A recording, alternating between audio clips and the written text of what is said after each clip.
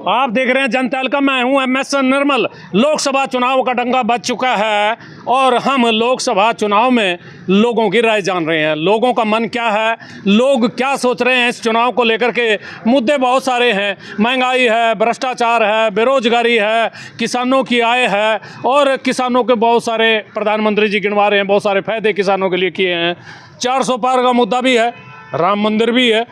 अब ये बहुत सारे मसले हैं, लोगों से जानेंगे कि आखिर वो क्या सोच रहे हैं। इस समय ये लाडवा है और कुरुक्षेत्र जिला पड़ता है, लोग यहाँ इकट्ठे हैं और इनसे जानेंगे कि आखिर ये भारतीय जनता पार्टी दावे कर रही है तीसरी बार फिर मोदी सरकार, और मोदी मोदी हो रहा है चारों तरफ। क्या हो रहा है या नहीं हो रहा है। जसवीर जी, जनता हल्का पर आपका स्वागत है, क्या कहना चाहेंगे? का बहुत स्वागत। आज हमारे बीच में आप लोग पहुँचे हैं। ये जो मुद्दे हैं इस समय, महंगाई है, भ्रष्टाचार है, बेरोजगारी है और भी बहुत सारे मुद्दे हैं, इन मुद्दों को लेकर के आप लोग क्या सोचते हैं? क्या किस रूप में आप वोट करेंगे? मोदी जी कहते थे भी किसान की आय दुगनी कर देंगे, आज तक वो किसान की आय दुगनी नहीं हुई। हमारे दुगना तो हमारे लिए खाद का रेट हो गया, डबल हो गया। यूरिया डबल रेट में हो गया। DAP जो 400 का आता था आज वो 1400 का आता है। 1700 रुपये का पोटास का कट्टा आता है जो 300 रुपये का था। तो किसान के लिए तो ये दुगनी महंगाई बड़ी है। मान ले मोदी कहता था भी आपकी आय दुगनी करेंगे, दुगनी कहाँ है? यहाँ तो दुगनी की महंगाई ट्रिपल गुना हो गई है। अच्छा, भ्रष्टाचार भी कोई मुद्दा है क्या? भ्रष्टाचार भी आप देख लो, आप अभी देख लो मंडी में क्या लूट हो रही है किसान की। अच्छा, दूसरा जो ED, ये CBI, ये कार्रवाइयाँ हो रही हैं, प्रधानमंत्री जी कह रहे हैं भ्रष्टाचारियों के खिलाफ कार्रवाई हो रही है, किस रूप में देखते तो हैं? राज तो 10 साल से इन्हीं का है ना, मतलब BJP का राज है। इन्हीं के राज में ये ED की कार्रवाई हुई, इन्हीं पे बड़े बड़े करोड़ों के घोटाले मिल रहे हैं। तो भ्रष्टाचार तो इन्हीं के राज में हुआ। भ्रष्टाचार इनके राज में हुआ, फिर वोट कैसे करेंगे, क्या सोच के करेंगे? वोट तो उस पर देंगे जो महंगाई कम करेगा, उसको देख के देंगे। अच्छा, जो महंगाई कम करेगा। हाँ जी। और महंगाई इस समय कम हुई है क्या? नहीं, अभी तो कम नहीं हुई। और जो किसान की आय को दुगनी करेगा उसको वोट दें। तो प्रधानमंत्री 2022 में हुई तो नहीं ना, रोज जो चीज़ देखो ना, हुई है क्या नहीं, आप ही बता दो हुई है क्या नहीं। वो किसान तो, आप किसान का इतिहास उठा के देख लो। जो किसान के पास 2 लाख रुपए कर्जा था, आज उसके पास 15-15 लाख रुपए कर्जा है। सरकार कहती थी 15 लाख आपके खाते में आएगा, 15 लाख आने की बजाय हमारे पास तो कर्जा 15-15 लाख हो गया। कर्जा हो गया। और भी किसान मौजूद हैं, क्या कहना चाहेंगे सरकार को लेकर के आप? सर, मैं कहना चाहता हूँ कि ये अब की बार बहुत इस सरकार ने बहुत महंगाई कर रखी है और किसानों को पहले कट्टा आता था 50 किलो यूरिया, अब वो 45 किलो कराया गया है किसानों के लिए। और दवाई के रेट प्रतिदिन बढ़ते जा रहे हैं। सबकी सरकार को पता है कि तब दवाइयों बगैर कोई फसल नहीं होती है, तभी इसका बहुत रेट बढ़ रहा है सर। अच्छा, रेट बढ़ रहे हैं, लेकिन रेट बढ़ रहे हैं, क्या भारतीय जनता पार्टी की सरकार आएगी दोबारा? जो है कहेंगे नहीं, क्या क्या कहना चाहते हैं आप? ये ठीक कर रहा है क्या मोदी का? नहीं, वो ठीक ठाक तो यही कर रहा है जी। क्या कैसा कर रहा है? जी जो कहा था ना तो करे नहीं एक भी। ठीक है जी। ये तो कह रहे हैं मैंने सबका भला कर दिया, गरीबों का भी, किसानों का भी। अच्छा, बोलो उन्होंने सड़क की रोक दीजिए। अच्छा, हाँ, किसान दुखी हैं? हाँ जी। आम आदमी भी दुखी हैं? बताओ, दुखी हाँ जी। दुखी हैं? दुखी हाँ जी। बदलाव करोगे? कर देंगे जी। मोहना को मेरा कर्जा ले रखे, अच्छा, कर बदलाव करेंगे। हाँ जी। जी नमस्कार जी। बदलाव करने का मूड है? हाँ जी, पूरा जी। हाँ, उसका पूरा जी। क्यों? क्योंकि किसान भी दुखी जी, आम जन भी दुखी है जी से। अच्छा। हाँ जी, किसान तो बहुत ही मार जी, ऊपर से प्रकृति की मारेगी, इंगा सरकार की मारेगी जी। अच्छा, दूसरा ये जो प्रधानमंत्री नरेंद्र मोदी तीसरी बार कह रहा है भाई फिर तीसरी बार आएगा प्रधानमंत्री, किस रूप में देखते हैं? ना जी, तीसरी बार कहाँ होगा जी। हाँ। ये तो पिछली बार भी धोखे थी आया था जी। अच्छा। जुमलेबाजियाँ अपना आप ही बता लगे, मेरी तो जुमलेबाजियाँ थी जी। अच्छा। हाँ, ये भी नहीं चलती भी जुमलेबाजी। तो कह रहे हो मुझे गालियाँ देते हैं, मेरे परिवार को गालियाँ देते हैं, 105वीं गाली देती उसको। जी गाड़ी तो देंगे जी, और दुखियों में क्या करेंगे लोग? अच्छा। हाँ, अच्छा। और क्या फूल फेंकेंगे? अच्छा, राम मंदिर का भी कोई मुद्दा होगा, उसने देख कर भी वोट करेंगे क्या? ना जी ना, हाँ। राम मंदिर ने देख कर कोई नहीं वोट करता जी। अच्छा, अरे 400 पार का होगा इस बार? 400 कहाँ है, कहते 100 पार भी नहीं है जी। 100 भी नहीं होता? ना जी। अच्छा, गणे दुखी हो रहे? बहुत जमी दुखी है जी। देखिए, लोगों के जो मन हैं, वो मन की पीड़ाएं आपके सामने आ रही हैं। और भी लोग हैं, इनसे भी जानेंगे कि आखिर लोगों के मन में दुख क्यों है। ये प्रधानमंत्री बात करता है कि जो 70 साल में काम नहीं हुए वो इस राज्य में हुए हैं। क्या लोगों को लग रहा है ऐसा जी? बिल्कुल नहीं लग रहा जी। 70 साल में तो लोग ना ये रेलवे जोड़ी, हवाई जोड़े, जहाज वगैरह सारे बेचने का काम ही भी पिछले 10 सालों में ही हुआ। पहले तो बनाए गए, अब बेचने का काम चल रहा है। अच्छा अच्छा, ये तो प्रधानमंत्री जी कह रहे हैं भाई गरीबों के लिए शौचालय बनवा दिए, गरीबों के मकान बनवा दिए, गरीबों को अनाज दे दिए और बहुत सारा खाने पीने का सामान दे रहा है, तो फिर क्या? गरीबों के बांटने में शौचालय ही आ सकता है, वो अभी बने ना बने, बाकी माल तो अडानी और अंबानी का हाथ चाट गया सारा देश का। अच्छा, ऐसा सुनने में है। और किसानों की आय भी दुगनी होगी कि नहीं? दुगनी छोड़ बकाऊ हुआ किसान तो आज की तारीख में कोई लेने वाला चाहिए। अच्छा अच्छा, एक और ये जो राम मंदिर का मुद्दा बहुत आ रहा है भाई, इस बार लोग जो राम मंदिर के नाम पर वोट करें। ऐसा जी, कितनी जनता राम मंदिर के वहाँ जा सका? लोगों के तो जेब में राम मंदिर, उनके दिल में राम मंदिर आवा तो 24 घंटे अपने राम का नाम लेते हैं, पूरे बैठे ही ले रहे हो तो उन्हें मंदिर पता क्या लेना, बिना मंदिर तो भी उनका तो राम है। अच्छा अच्छा, बात राम की हो रही है जी। एक और जो ग्रामीण है उनसे जानेंगे। जो प्रधानमंत्री नरेंद्र मोदी और पूरी भारतीय जनता पार्टी ये कह रही है भाई, जो राम मंदिर के निमंत्रण में जब मंदिर का निर्माण हो रहा था, जब उद्घाटन हुआ उसका, उसके बाद और जितने भी कांग्रेस पार्टी या भाजपा विरोधी दलों के लोग हैं उन्होंने ठुकरा दिया है और उन्हें ठुकरा करके जो राम का अपमान किया है। आपको क्या लग रहा है, ऐसा हुआ है कुछ? नहीं, वो जो राम मंदिर था, राम का स्थान बन गया। किसान आदमी तो जैसे सुबह उठता है वो तब भी राम राम बोलता है, और जब अपने बैलों को जोड़ता है, किसी ट्रैक्टर को चलाता है, तब भी वो राम राम बोलता है, और जब शाम को खाना खाने के लिए बैठता है तब भी राम बोलता है। उसके तो दिल के अंदर है राम। मंदिर में जाने से कोई राम थोड़ी मिलेंगे। वहाँ तो एक मूर्ति रख दी, वो प्रतिष्ठा का हुआ है, और वो मूर्ति भी पूर्ण रूप से नहीं, मतलब मंदिर पूरा नहीं बना, वो आधे अधूरे में जुड़ रहे हैं जा लोगों ना भी। सेंटरिंग बन रही ऊपर, और वो सेंटरिंग का कोई पिलर खिसक गया, मन सिर में लग जा, राम के पास ऑटोमेटिक पहुंच जा आदमी। तो ये मुद्दा नहीं है राम मंदिर का कोई गाँव? राम मंदिर का तो मेरे हिसाब से तो कोई मुद्दा नहीं है जी।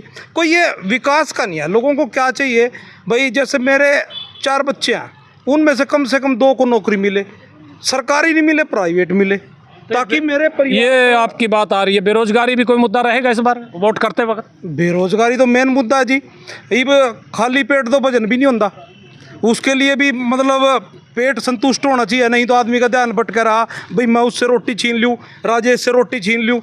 तो ये मतलब रोज़गार बहुत ज़रूरी चीज़ है, अहम है। रोज़गार के साथ ही आदमी टैक्स देगा, टैक्स के साथ सड़क बनेगी, किसी कर्मचारी को नौकरी मिलेगी। नौकरी नहीं लगी, लेकिन कुरुक्षेत्र की बात हम कर रहे हैं, धर्म नगरी कुरुक्षेत्र। और इस कुरुक्षेत्र से नवीन जिंदल जो पहले कांग्रेस पार्टी के 2 बार यहाँ से सांसद रहे हैं, मैं दोबारा से लौटूंगा, इनके बारे में जानेंगे। अब ये भारतीय जनता पार्टी के प्रत्याशी हो गए, क्या कहना चाहेंगे? प्रधानमंत्री ने कहा था कोला चोर है, और बहुत सारे आरोप लगाए थे। कोला चोर आज ही दी ऊपर 10 साल नरलान लग जवाब दे रहा था। इनका आईडी पे जी करो इसके। अच्छा, गली पटका पैर जगह में थार बरल जुआ, जैसे कि जुत्ती का। सच्ची बात है, वैसे कह रहे? सच्ची है, बड़ी बड़ी क्यों? हाँ, अच्छा, 10 साल हो इसका कोला का टाला चल नहीं रहा।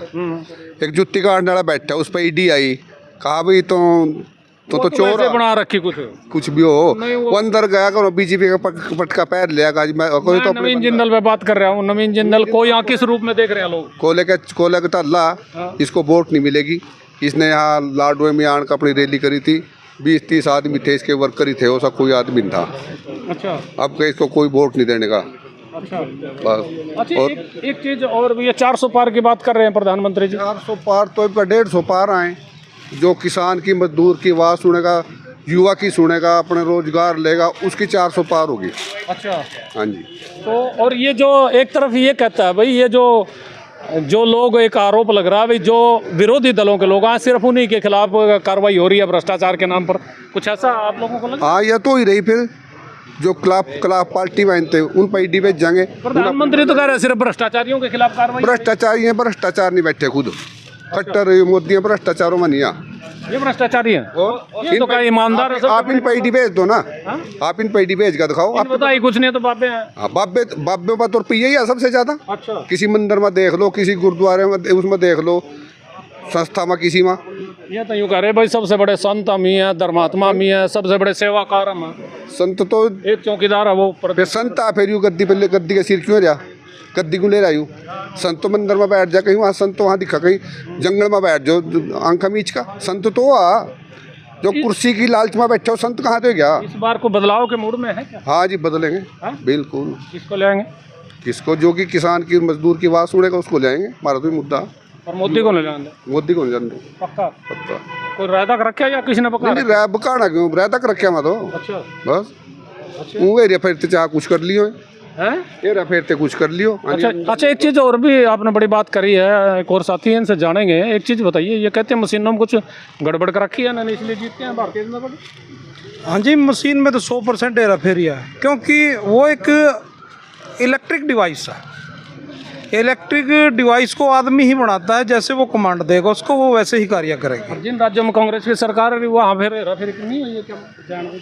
वो एक दो स्टेट में सरकार लाने के लिए वो उस स्टेट को जिता देते हैं, लेकिन का वहाँ कोई प्रभाव ही नहीं है। तो जैसे परसेंटेज में बंधवा देते हैं मशीन को, अगर 10 वोट होगी तो वो मशीन की परसेंट के हिसाब से 7 या 6 बीजेपी को चले जाएंगी, 2 आम आदमी को चली जाएंगी, 2 कांग्रेस को चली जाएंगी, 2 मायावती को चली जाएंगी। तो इस घर का उनका फिर वो ऐसे बिखरा हुआ। आप लोगों को ये जो ईवीएम मशीन है उसमें सेटिंग नजर आ रही है? बिल्कुल 100% सेटिंग। अच्छा जी 100%। किसी ने बका रखा या नहीं नहीं, इसके तो बहुत सारे वीडियो भी आवा। और वैसे भी मतलब जब कंप्यूटर में जो कमांड आदमी डालता है, मैं तो एक पढ़े लिखे आदमी के हिसाब से बताता हूँ, वो उस कमांड के अधीन ही काम करता है कंप्यूटर। वो अपनी तरफ से कुछ नहीं लगा सकता। अपनी तरफ से कुछ नहीं लगा सकता। फिर लोग इस बार इतने नाराज क्यों है सरकार से, तो बताओ। ये तो कह रहा भाई प्रधानमंत्री ने बहुत बड़ा काम किया। आपको देखा है पिछले 4-5 सालों से किसान सड़क पे बैठा है, तो नाराज है तभी तो बैठा है वो सड़क पे। किसी को शौक थोड़ी है किसी के सड़क पे जाके अपना घर बार छोड़ के वो सड़कों पे नाराबाजी करेगा या करेगा, किसको क्यों करेगा वो। और आप कह रहे हैं ईवीएम की बात कर रहे हो, आप एक मोबाइल फाइनेंस कराते हो किसी कंपनी से, वो वहाँ से बैठे उसकी किस्त यदि उस मोबाइल की किस्त नहीं पे होती तो वहाँ से उसको बंद कर देते हैं। जब वो मोबाइल मेरी जेब में है और कंपनी वहाँ से उसको बंद कर देती है तो वो नहीं हैक हो सकता, ईवीएम नहीं हैक हो सकती। क्या नहीं हैक हो सकता आप बताओ। ये तो आपका उदाहरण है। एक आप मोबाइल कंपनी जिससे लिया उसको वो बंद हो जाता है, जब तक उसकी आप किस्त पे नहीं करोगे तो मोबाइल नहीं चलेगा। चीज़ और यूँ कह रहा कि एक और प्रचार किया जा रहा भाई, आपके बार यदि ये बन गया दोबारा मोदी तीसरी बार तो फिर दोबारा चुनाव नहीं होंगे ना, संविधान का नाश हो रहा है। यदि दोबारा ये हेरा फेरी से दोबारा 400 पार हो गए तो ये सोच लेना आपका लोकतंत्र खत्म है। अच्छा हाँ, वो नहीं, आपको चुनाव करने की जरूरत ही नहीं रहेगी। आप तानाशाही भी कर रहे हैं। 400 पार की बात कर रहे हैं तो नहीं अपना उसमें संसद में बजट लाएं और एक तरफा बहुमत पास कर लें। जरूरत क्या है इलेक्शन कराने की? अच्छा। जब इनको पहले ही पता है 400 पार है हम, तो इनको इलेक्शन कराने की क्या जरूरत है? ये तो बहुत बड़ी बात आपने कही है। वेल देखिए, लोगों की राय अब तक हम लोग पहुंचा रहे हैं और लोग अपने मन की बात कर रहे हैं। प्रधानमंत्री अपने मन की बात करते हैं, प्रधानमंत्री 400 पार की बात करते हैं। लोग क्या कह रहे हैं आपने सुना है, लोग किस तरह की भाव इस सरकार के प्रति व्यक्त कर रहे हैं ये आपने सुना है। राय आप अपनी दीजिएगा और ये भी बताइएगा कि ये जो लोग हैं ये आखिर इस सरकार की जो नीतियां हैं, उनके कार्यक्रम हैं और उनके जो प्रोग्राम हैं उनसे इतने नाराज़ क्यों हैं। और यदि वास्तविक रूप में इतने नाराज़ हैं तो फिर जो आने वाला चुनाव होगा, यहाँ 25 मई को चुनाव होना है, उस चुनाव में लोग अपनी नाराज़गी जाहिर करेंगे। देखते रहिए जनता का, मैं हूँ MS निर्मल।